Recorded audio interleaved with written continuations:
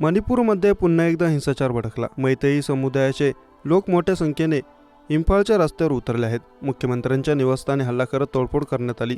याशिवाय 7 आमदारांच्या घरांवर हल्ला केला गेला। संतप्त जमावाने चर्चवर हल्ला केला। मणिपूरमध्ये मोठ्या संख्येने लष्कर आणि इतर सुरक्षा दल तैनात असतानाही हिंसाचाराच्या घटना घडत आहेत।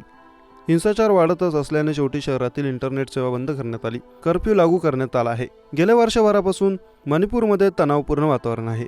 मणिपूरच्या इंफाळ खोऱ्यात 11 नोव्हेंबर 2024 रोजी एका कुटुंबातले 6 जण बेपत्ता झाले। यात महिला आणि लहान मुलांचा समावेश आहे। या बेपत्ता झालेल्या लोकांचे मृतदेह आसाम राज्याच्या सीमेवर एका नदीत आढळून आले। याची माहिती समजताच मैतेई समाजाचे लोक रस्त्यावर उतरले आणि संताप व्यक्त करत आहेत। रस्त्यावर उतरून आंदोलन करत लोकांनी वाहने पेटवली। राजधानी इंफाळमध्ये अनेक आमदारांच्या घरांवर हल्ला केला। मणिपूरमध्ये 7 प्रभावित जिल्ह्यातील इंटरनेट बंद करण्यात आले। या जिल्ह्यामध्ये मैतेई समाज मोठ्या संख्येने आहे, तर जवळपासच्या पर्वतीय भागात आदिवासी कुकींची संख्या जास्त आहे। आरोप केला जात आहे की 6 जणांचा घातपात कुकी समाजाच्या लोकांनी केला आहे।